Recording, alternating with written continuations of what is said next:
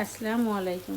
এখন বাজে সকাল 5:30। দেখুন আমার অফ ক্যামেরায় ভাত রান্না করে নিয়েছি আর কাঁচা কাঁঠালের তরকারি শুধু রান্না শুরু করেছি। ওইদিকে মাংস ভিজিয়ে রেখেছি, মাংস রান্না করবো আলু দিয়ে আর কাঁচা কাঁঠালের তরকারি। ফ্রোজেন ছিল আমার কাঁঠাল কাটাই ছিল, এখন আমি রান্না করে নিচ্ছি। এখন কালারটা কত সুন্দর এসছে।